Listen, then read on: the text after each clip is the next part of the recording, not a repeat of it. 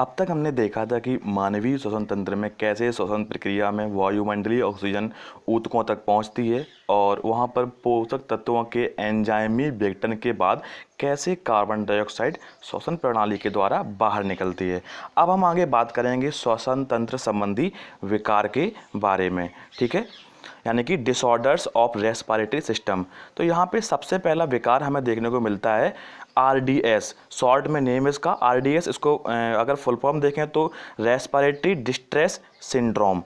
यहाँ पे ध्यान देना कि सिंड्रोम का मतलब होता है कि एक ऐसा रोग, ऐसा भयानक रोग जिसमें बहुत से लक्षणों का समावेश हो, ठीक है, कई सारे लक्षण देखने को मिलते हैं।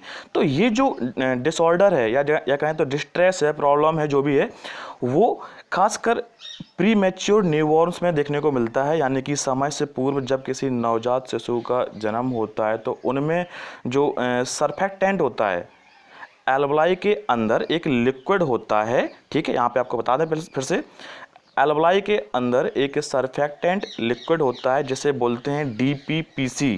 क्या बोलते हैं? डीपीपीसी। इसका पूरा नाम क्या है? Di palmitoyl phosphatidyl choline. ये लिख दिया है मैंने, डाई पल्मिटोइल फॉस्फेटिडाइल कोलिन। ये लिक्विड का काम होता है कि जो हमारे एल्वलाई हैं उनके अंदर, जो वायु कूपिकाएं हैं उनके अंदर पृष्ठीय तनाव को कम रखना। तो जब इनकी कमी हो जाती है, किसकी कमी? इस सरफेक्टेंट की, तो होता क्या है कि जो हमारी वायु कूपिकाएं हैं या एल्वलाई हैं वो कोलैप्स कर जाती हैं, ठीक है, कोलैप्स कर जाती हैं। तो यहाँ पर जो न्यूबॉर्न बेबी होता है उसको श्वास लेने में, यानी कि श्वसन करने में प्रॉब्लम फेस करनी पड़ती है। तो ये मेजर प्रॉब्लम है जो कि प्री मैच्योर न्यूबॉर्न्स के अंदर देखी जाती है, ठीक है। अब आगे जो प्रॉब्लम है वो देखने को मिलती है कार्बन मोनोऑक्साइड पॉइजनिंग। यहाँ पे आपको ध्यान देना है कि जो कार्बन मोनोऑक्साइड है बहुत ही ज़्यादा टॉक्सिक गैस होती है, जहरीली गैस होती है, और यहाँ तक कि जिसे हम बोलते नहीं कि दम घोंटू गैस, तो ये वही है, दम घोंटू गैस है, ठीक है। एक्चुअली में इससे दम कैसे घुटता है, तो यहाँ पे अभी आपको इतना तो समझ गए होंगे पिछले लेक्चर में कि कार्बन मोनोऑक्साइड की जो बाइंडिंग एफिनिटी है, कार्बन मोनोऑक्साइड की जो हीमोग्लोबिन के साथ बाइंडिंग एफिनिटी है वो बहुत ज़्यादा है। जब ये बाइंड अप होता है हीमोग्लोबिन से तो ये हीमोग्लोबिन को ऑक्सीजन कैरी करने में प्रॉब्लम क्रिएट करता है, ठीक है। तो यहाँ पे ध्यान देना है कि भाई कार्बन मोनोऑक्साइड एक कलरलेस और ऑडरलेस गैस है, रंगहीन और गंधहीन, ठीक है, और इसकी जो बाइंडिंग एफिनिटी है वो लगभग 200 से 250 गुना है ऑक्सीजन के मुकाबले। जितना ऑक्सीजन हीमोग्लोबिन से बाइंड अप करता है उससे 200 से 250 गुना ये कार्बन मोनोऑक्साइड बाइंड अप कर लेती है और आसानी से डिसोसिएट नहीं होती है, ठीक है। स्टेबल कंपाउंड है या स्टेबल कंपाउंड बन जाता है और ये हमारे लिए हार्मफुल भी होता है। इसकी वजह से इंस्टेंट डेथ हो सकती है, यानी कि तुरंत मौत होने के चांसेस बढ़ जाते हैं। एक्चुअली में अब यहाँ पे देखने को मिलता है कि जो कार्बन मोनोऑक्साइड पॉइजनिंग है वो कहाँ कहाँ से हमारे डेली लाइफ में देखने को मिलती है। तो जो एग्जॉस्ट हैं, ऑटोमोबाइल्स का जो धुआं है, गैस फर्नेस यानी कि जो गैस वाले हीटर्स होते हैं जो बाथरूम वगैरह में लगाते हैं, तो उससे भी बहुत भारी मात्रा में कार्बन मोनोऑक्साइड देखने को मिलती है। यहाँ तक कि जो फिलहाल ये सजेशन दिया जाता है कि बाथरूम में जो गैस गीजर लगाए जाते हैं वहाँ पे अगर बाथरूम में वेंटिलेशन नहीं है तो उसके गैस गीजर को अंदर स्टेबल ना करें, अंदर उसको ना रखें, ठीक है, अंदर उसको स्टेबलाइज ना करें, या फिर हो सके तो बाथरूम में वेंटिलेशन का कुछ व्यवस्था करें, अदरवाइज अंदर किसी की दम घुटने से मौत हो सकती है। तो यहाँ पे जो स्पेस हीटर्स हैं वहाँ पर प्रॉब्लम होती है इससे, और जो तंबाकू स्मोक होता है, तंबाकू का जो धुआं होता है उसमें भी बहुत भारी मात्रा में कार्बन मोनोऑक्साइड का प्रभाव देखने को मिलता है, ठीक है। इसके बाद यहाँ पे देखने को मिलता है कि यार अगर जो एटमॉस्फेयर में उपस्थित कार्बन मोनोऑक्साइड है उसका कंसंट्रेशन अपने बॉडी के अंदर केवल 0.1% ही आ जाए, मतलब ये है कि 0.1% कार्बन मोनोऑक्साइड का कंसंट्रेशन यानी कि सांद्रण अगर हमारी बॉडी में आ जाए तो ये हमारे लिए बहुत हार्मफुल है, इंस्टेंट डेथ हो सकती है, और ये अपने हीमोग्लोबिन से कंबाइन कर लेता है, ठीक है, और जो ऑक्सीजन कैरी करने की इसकी क्षमता होती है किसकी? हीमोग्लोबिन की, वो लगभग 50% कम कर देता है, ठीक है। इसके बाद जैसे ही कार्बन मोनोऑक्साइड हमारे ब्लड में घुलती है यानी कि हीमोग्लोबिन से बाइंड अप करती है तो ब्लड का कलर हो जाता है चेरी रेड, ठीक है। और यहाँ पे जो सिम्टम्स देखने को मिलते हैं वो हमारे जैसे कि स्किन का कलर चेरी रेड हो जाना, लिप्स का कलर चेरी रेड हो जाना।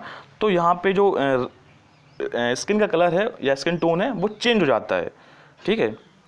अब इससे बचाव कैसे हो सकता है, तो इसका जो रेस्क्यू है वो, अगर कोई कार्बन मोनोऑक्साइड पॉइजनिंग का शिकार होता है तो उसे हाई प्रेशर पर प्योर ऑक्सीजन दिया जाता है, और जितनी जल्दी पॉसिबल हो उतनी जल्दी, ठीक है, अदरवाइज उसकी डेथ होनी निश्चित है, ठीक है। इसके बाद आगे प्रॉब्लम्स देखने को मिलती हैं जैसे हाइपोक्सिया। हाइपोक्सिया का मतलब होता है अल्प ऑक्सीजता, यानी कि ऑक्सीजन की कमी। देखो, श्वसन तंत्र में ऑक्सीजन ही हमारा मेन ब्रह्मास्त्र है, मेन हथियार है। अगर यही नहीं होगा तो हमारा श्वसन प्रक्रिया पूरी ठप हो जाएगी और हमारे बॉडी में बहुत से डैमेज देखने को मिल सकते हैं। तो यहाँ पे जो हाइपोक्सिया यानी कि अल्प ऑक्सीजता, इसको चार कैटेगरी में कैटेगराइज किया गया है, ठीक है। तो सबसे पहले क्या है, ये हाइपोक्सिया है, अल्प ऑक्सीजता, ठीक है, डिफिशियंसी ऑफ O2। पहला है हाइपोक्सिक हाइपोक्सिया, ठीक है, हाइपोक्सिक हाइपोक्सिया। इसका मतलब क्या होता है कि जब हमारे धमनी में, यानी कि धमनी कहाँ पे, जहाँ पे ऑक्सीकृत ब्लड फ्लो करता है, तो धमनी में O2 का आंशिक दाब, पार्शियल प्रेशर कम हो जाता है, और ये ऑक्सीजन का पार्शियल प्रेशर ही वजह बनता है जो ऑक्सीजन एयर में है उसकी हमारे आरबीसी में डिफ्यूजन के लिए, ठीक है। तो यहाँ पे जब पार्शियल प्रेशर कम हो जाता है तो ऑक्सीजन कम डिफ्यूज हो पाती है हमारे ब्लड में, ठीक है। अब ये अक्सर कहाँ होता है, तो हाई एल्टीट्यूड पे। हमें पता है कि ऊंचाई पे जाने पे दबाव या कहें तो वायु दाब कम हो जाता है, तो हाई एल्टीट्यूड पे ये लो पार्शियल प्रेशर हो जाता है किसका, ऑक्सीजन का, जिससे हाइपोक्सिक हाइपोक्सिया हो जाता है। इसके बाद जो एयरवे ऑब्स्ट्रक्शन है, वायु मार्ग में कुछ अवरोध आ जाना, यही वजह बन जाता है। फेफड़ों में द्रव भर जाना, कुछ फ्लूइड इन द लंग्स, ठीक है, जो कि न्यूमोनिया वगैरह में होता है, आगे देखेंगे इसको भी हम। इसके बाद एनेमिक हाइपोक्सिया।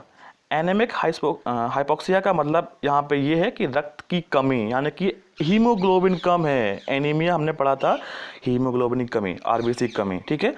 तो हीमोग्लोबिन कम है तो जाहिर सी बात है कि हीमोग्लोबिन ही सहायक था ऑक्सीजन के परिवहन में, तो ऑक्सीजन का परिवहन नहीं हो पाता है, इस प्रकार से हेमरेज यानी कि एनीमिया देखने को मिलता है, और ये कार्बन मोनोऑक्साइड पॉइजनिंग की वजह से भी देखने को मिलता है, ठीक है।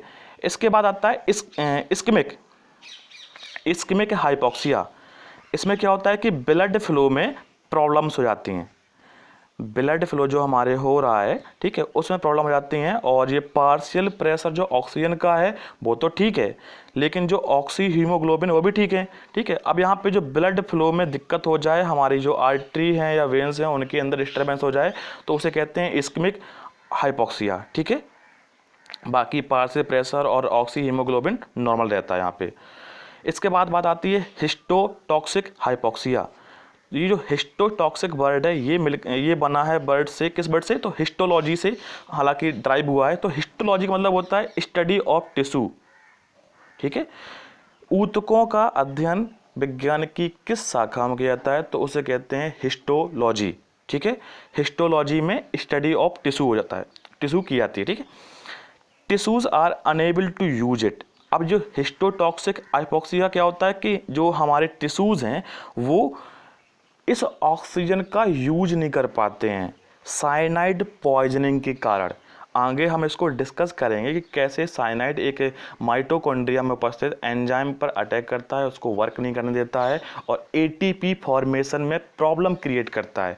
एटीपी क्या होते हैं, आपके जो एनर्जी हमारे बॉडी में स्टोर होती है एटीपी के फॉर्म में, तो हमारे बॉडी में जब एनर्जी स्टोर नहीं हो पाएगी तो जाहिर सी बात है कि हमारी बॉडी मूवमेंट नहीं होगा और हमारी बॉडी का जो आधार है वो डिस्टर्ब हो जाएगा, तो इससे भी इंस्टेंट डेथ हो जाती है। ये सीधा साइनाइड जो है ना वो हमारे सीधे माइटोकॉन्ड्रिया पर अटैक करता है, तो ये हमारे लिए बहुत ही ज़्यादा घातक है, ठीक है।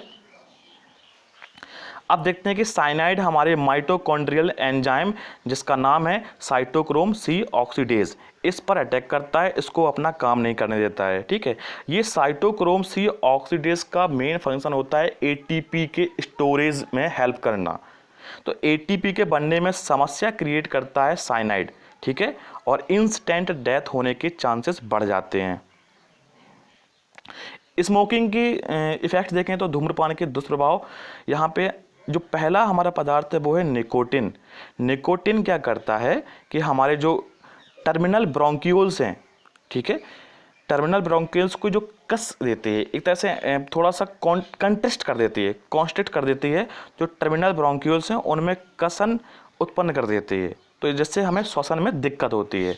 और कार्बन मोनोऑक्साइड का तो पता ही है कि ये हीमोग्लोबिन से बाइंडिंग करती है, इसके बाद ये ऑक्सीजन को कैरी करने की क्षमता इसकी घटा देती है लगभग 50%, ठीक है, इतना आपको नोट कर लेना है। इसके बाद बात आती है इरिटेंट्स की। तो इरिटेंट्स क्या करते हैं, हमारे म्यूकस सिक्रीशन को बढ़ा देते हैं, और जो हमारे रेस्पिरेटरी ट्रैक्ट्स हैं, जो हमारे वायु जिससे वायु अंदर जाती है, श्वसन मार्ग हैं, उनको कहीं ना कहीं ब्लॉक कर देते हैं। क्या ये म्यूकस जो हमारे नोज़ या नॉस्ट्रल्स में बनता है वो कहीं ना कहीं जो बाहर से आने वाली डस्ट है उसको चिपकाने के लिए होता है, पर इसका सिक्रीशन जब ज़्यादा हो जाए तो वो हमारे फिर रेस्पिरेटरी जो ट्रैक्ट्स होते हैं उनको ब्लॉकिंग करने का काम कर देते हैं।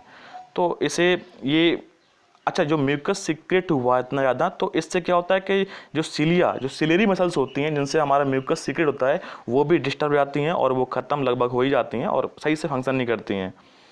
इसके बाद बात आती है स्मोकिंग से एम्फीसेमा। तो इसको हमने टेट वगैरह में पढ़ा था वातस्फीति नामक रोग के रूप में। तो एम्फीसेमा को हिंदी में कहते हैं वातस्फीति। तो इसमें एक्चुअली में क्या होता है कि जो हमारे लंग्स के अंदर तंतु हैं उनमें समस्या उत्पन्न हो जाती है, ठीक है। अब ये समस्या उत्पन्न कैसी होती है, आपने देखा होगा पिछले लेक्चर्स में कि जो हमारे एल्वोलाई सैक हैं, यानी कि जो हमारे वायु कुपिकाओं की थैली हैं, उनमें जो सरफेस एरिया है वो उसको बढ़ाए रखने के लिए सब राउंड शेप में होती हैं।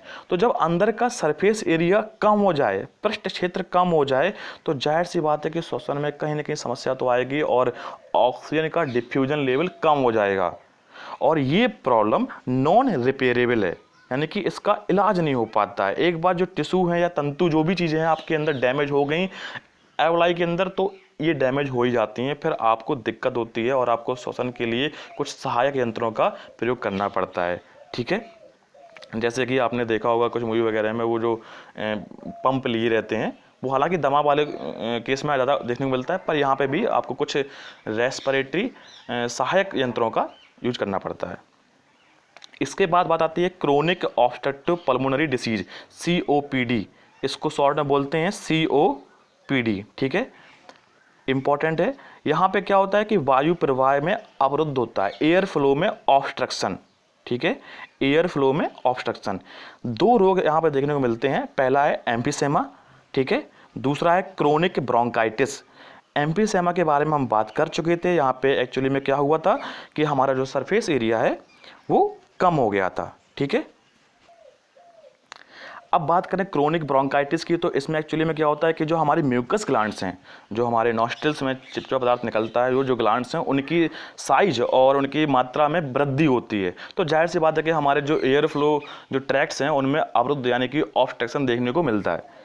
अब इसके सिम्टम्स देखें तो जो प्रोडक्टिव कफ यानी कि बलगम बनना, ठीक है, और शॉर्टनेस ऑफ ब्रेथ यानी कि छोटी छोटी सांस एकदम से, मतलब सांस लेने में दिक्कत होना, सांस फूलना जिसे कहते हैं, और व्हीजिंग यानी कि घरघराहट, और साइनोसिस यानी कि हाथ पांव नीले पड़ जाना। तो ये इसके सिम्टम्स हैं किसके, क्रोनिक ब्रोंकाइटिस के, ठीक है, इसको नोट कर लेना आप लोग। इसके बाद बात आती है अस्थमा यानी कि दमा, ठीक है। इसमें एक्चुअली में क्या होता है कि डिफिकल्टी इन ब्रीदिंग यानी कि व्हीजिंग, इसके बारे में अभी बात की थी हमने, घरघराहट होती है, ठीक है। और मेन कॉज क्या है, तो एयर वे में ऑब्स्ट्रक्शन, वायु मार्ग में अवरोध, ठीक है। अब ये अवरोध कैसे आता है, तो स्मूथ मसल्स जो अंदर होती हैं वो स्पैज्म कर जाती हैं, यानी कि उनमें मांसपेशियों में ऐंठन हो जाती है। इसके बाद जो एडमा ऑफ म्यूकस इन एयरवेज देखने को मिलता है। अच्छा, जो म्यूकस ग्लैंड्स हैं उनमें सूजन हो जाती है, या जो फूल जाते हैं, या जो म्यूकस सीक्रेट हो रहा है तो वो बहुत ज़्यादा हो जाए, तो तब भी हमारे जो एयरवे ऑब्स्ट्रक्शन यानी कि वायु मार्ग में अवरोध देखने को मिलता है। इसके बाद जो उपकला ऊतक, यहाँ पे हमने एपिथेलियम और एंडोथेलियम वगैरह में बात की थी हमने पहले लेक्चर में। तो जो एपिथेलियम है, ठीक है, एपिथेलियम टिश्यू है, उसमें डैमेज यानी कि क्षति भी हो जाती है। इसके बाद बात आती है न्यूमोनिया, ठीक है, न्यूमोनिया, इसे यहाँ पे जो पी साइलेंट रहता है, आपने अक्सर इसकी स्पेलिंग देखी होगी, ठीक है। तो न्यूमोनिया में अक्सर क्वेश्चन पूछा जाता है कि न्यूमोनिया किससे बनता है या किससे होता है। ये एक विषाणु जनित रोग है या जीवाणु जनित रोग है। तो ये एक जीवाणु यानी कि बैक्टीरिया जनित रोग है। कौन सा बैक्टीरिया होता है? तो स्ट्रेप्टोकोकस न्यूमोनी, स्ट्रेप्टोकोकस न्यूमोनी, इसको लिख लेना है, इंपॉर्टेंट है। इसके बाद होता क्या एक्चुअली इसमें? तो एक्यूट इन्फेक्शन और इन्फ्लेशन ऑफ एल्वलाई, यानी कि जो हमारी वायु कूपिकाएं हैं उनमें सूजन देखने को मिलती है। ठीक है, इसके बाद ये जो हमारे वायु कूपिकाएं हैं उनमें टॉक्सिक डैमेज देखने को मिलता है। ठीक है, तो ये भी आप नोट कर लेना। सिम्टम्स की बात करें तो फीवर यानी कि बुखार होगा, चिल्स यानी कि ठंडी लगेगी आपको। ठीक है, इसके बाद प्रोडक्टिव और ड्राई कफ यानी कि बलगम होगा, ये न्यूमोनिया के लक्षण हैं। चेस्ट पेन होगा और डिस्पेनी होगा। डिस्पेनी मतलब होता है श्वास में कष्ट। ठीक है, DYSPNE डिस्पेनी। ठीक है, और हीमोपिटिस, हीमोपिटिस में क्या होता है? स्पिटिंग ऑफ ब्लड यानी कि लार में ब्लड आना। जब भी आप थूकते हैं तो अगर आपके थूक में ब्लड आ रहा है तो मतलब क्या है कि कहीं ना कहीं न्यूमोनिया है, अंदर लंग्स में प्रॉब्लम है। और न्यूमोनिया शरीर के किन अंगों पर प्रभाव दिखाता है? तो जाहिर सी बात है आपको कि लंग्स है। ठीक है, तो ये अक्सर क्वेश्चन पूछा गया है कई बार एग्जाम में। ठीक है, इसके बाद बात आती है टीबी, ट्यूबरक्लोसिस। ठीक है, यहाँ पे आपको एक पॉइंट और याद रखना है कि भाई वर्ल्ड टीबी डे कब मनाया जाता है? तो अभी रिसेंटली पिछले माह यानी कि मार्च में मनाया गया था, 24 मार्च को वर्ल्ड टीबी डे, 24 मार्च इंपॉर्टेंट है, लिखना इसको। इसके बाद टीबी का फुल फॉर्म क्या है? ट्यूबरक्लोसिस। ये भी एक जीवाणु जनित रोग है, इन्फेक्शियस है, संक्रमण भी होता है इसका। तो माइकोबैक्टीरियम ट्यूबरक्लोसिस या ट्यूबरक्लॉई कहीं लिखा है तो इसको आप लिख लेना। पल्मोनरी इन्फ्लेशन, यहाँ पे भी आपके जो लंग्स हैं उनमें सूजन हो जाती है, आपको सांस लेने में दिक्कत होती है, खांसी आती है। इसका उपाय है, इसको रेस्क्यू किया जा सकता है, BCG का टीका लगाया जाता है, बैसिलस कैलमेट गुइरीन। इसका पूरा नाम क्या है? Bacillus Calmette Guerin. इसकी खोज की थी 1921 में फ्रेंच बैक्टीरियोलॉजिस्ट अल्बर्ट कैलमेट और कैमिली गुरीन ने। तो इनके नाम पे ही इस BCG टीके का नाम रखा गया। इसके बाद बात आती है ऑक्यूपेशनल रेस्पिरेटरी डिसऑर्डर्स की। तो यहाँ पे कुछ बीमारियाँ और हैं, कुछ और प्रॉब्लम्स हैं जो हमारे लंग्स में होती हैं। अब वो जिस वजह से होती हैं उसको भी आगे मैंने मेंशन किया है, जैसे कि एस्बेस्टोसिस है। तो जो एस्बेस्टोस होती है, जो सीमेंट की चद्दर वगैरह होती हैं, सीमेंट की जो धूल होती है, डस्ट होती है, उससे प्रॉब्लम होती है एस्बेस्टोसिस की। ठीक है, तो ये सारी चीज़ें आप लिख लो। सिलिकोसिस होती है सिलिका से, साइट्रोसिस आयरन से। ठीक है, तो ऐसी जो आगे और दो चीज़ें हैं इनको आप लिख लो, इंपॉर्टेंट हैं, ये अक्सर एग्जाम में पूछ दी जाती हैं। और इसी के साथ अपना रेस्पिरेटरी सिस्टम यानी कि श्वसन तंत्र कंप्लीट होता है। ठीक है, आगे हम बात करेंगे परिसंचरण तंत्र यानी कि सर्कुलेटरी सिस्टम के बारे में। और ऐसे ही हम डिटेल्स में पार्ट बाय पार्ट अपने हर एक टॉपिक को डिस्कस करेंगे। उम्मीद करते हैं आप सब लोग एंजॉय कर रहे होंगे और नोट्स आप अपने हिसाब से प्रॉपर बना रहे होंगे। ठीक है, और जिस किसी को अगर PDF नहीं मिल पा रही है नोट्स की, इन वीडियोज़ की, तो वो मुझे मेरे नंबर पे व्हाट्सअप कर सकता है, मैं उसे PDF प्रोवाइड करा दूंगा। या आगे जाकर मैं कुछ ऐसा करूंगा चैनल में कि वहाँ पे वीडियो के लिंक में भी PDF अपलोड कर दूँ। ठीक है, और कोरोना क्राइसिस से लड़ने में आप एक दूसरे की हेल्प करें, सोशल डिस्टेंसिंग को अपनाकर। ठीक है, बाहर कम निकलें, कम से कम बाहर निकलें। क्राइसिस बढ़ती जा रही है, हमारे जनपद में भी केस बढ़ रहे हैं, प्रॉब्लम आगे बहुत क्रिटिकल होने वाली है। तो थोड़ा सा सब्र से काम लें। और मेन चीज़ एक आप अपने विवेक से काम लेना कि कोई भी चीज़ का भंडारण न करना। होता क्या है कि ऐसी समस्या में लोग घबरा जाते हैं जल्दी, उनको लगता है कि आगे पता नहीं क्या हो क्या ना हो, तो सभी चीज़ें इकट्ठा कर लो, सब लेके रख लो। तो इससे क्या होता है कि कमी होगी एकदम से। आपने बहुत सी चीज़ें इकट्ठा कर ली और कोई ज़रूरतमंद होगा उससे वो चीज़ नहीं मिल पाएगी, तो यहाँ पे बहुत प्रॉब्लम क्रिएट हो जाती है। तो प्लीज़ संयम से, सब्र से काम लें और अपने आप को हेल्दी रखें। ठीक है, कोरोना क्या, कोई भी वायरस आप पे हावी ना हो पाए, इसके लिए आप एक्सरसाइज करें, अच्छा हेल्दी फूड खाएं, हेल्दी डाइट करें, सुबह शाम अपने घर में ही वर्कआउट करें और अच्छी चीज़ों से घिरे रहें, अच्छे विचार रखें मन में और अच्छी अच्छी बातें करें। और हो सके तो सोशल मीडिया वगैरह हैं, व्हाट्सएप वगैरह हैं, यहाँ पे जो फालतू के रूमर्स या फालतू की जो न्यूज़ वगैरह वायरल होती हैं उनको यहाँ से वहाँ ना फैलाएं प्लीज़, और जो भी फैलाए उसे रिपोर्ट करें। ठीक है, और हो सके तो पॉजिटिव न्यूज़ फैलाने का काम करें। पॉजिटिव न्यूज़ कहीं ना कहीं आपके और किसी और के लाइफ में होप देता है। ठीक है, होप बनती है कि यार हाँ आगे कुछ हो सकता है अच्छा।